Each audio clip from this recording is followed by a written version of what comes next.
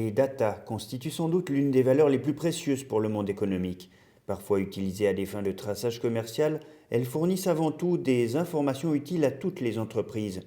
Comme l'a relevé la récente table ronde du Grand Genève, il existe d'innombrables données numériques transfrontalières accessibles en open data. L'agence RDG Savoie-Mont-Blanc avoue un certain retard dans la mise à disposition aux entités privées, mais des progrès sont en cours. Diffuser des données, alors en priorité des données géographiques, donc que ce soit du cadastre, de la prise de vue aérienne, des données de réseau, réseau enterré ou urbanisme, à toutes les collectivités, donc communes, communautés de communes, agglomérations et départements, donc Savoie et Haute-Savoie. Et on a pour ambition de développer, d'étendre notre activité vers les données publiques, se mettre dans la mouvance de l'open data. On va distinguer 2 types de données.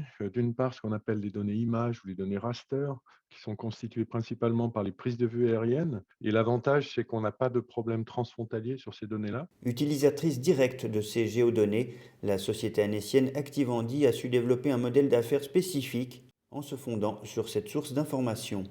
C'est un outil numérique, un site web et une application mobile qui, référence les, activités de pleine nature pour le monde du handicap et de mobilité réduite. Par exemple, voilà, un club de sport. On a aussi quelque chose qui marche beaucoup, qui sont des tracés de balade en pleine forêt.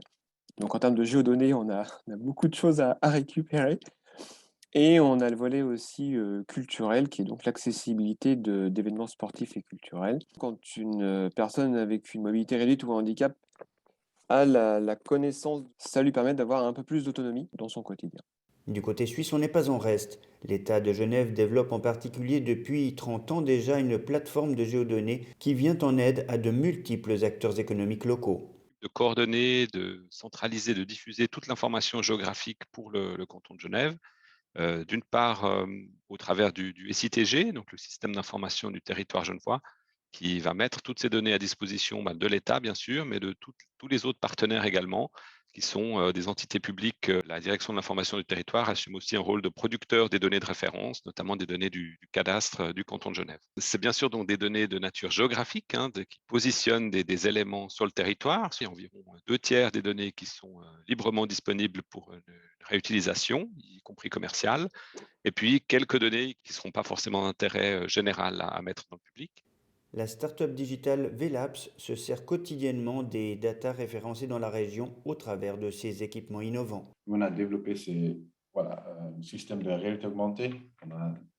Donc, c'est des lunettes. On a intégré ces lunettes avec un système GNSS RTK, ce qui nous permet en fait de visualiser ou de mesurer des géodonnées sur terrain avec une précision centimétrique afin de visualiser les réseaux souterrains, donc réseau de gaz, réseau d'eau, avec SIG par exemple, pour que les géomatriciens puissent voir exactement où les réseaux se trouvent, pour éviter qu'ils causent des dommages pendant les excavations. Ça évite vraiment beaucoup de coûts opérationnels. Trop nombreux sont encore les porteurs de projets qui ne se servent pas de ces données, pourtant essentielles s'ils veulent développer leur business.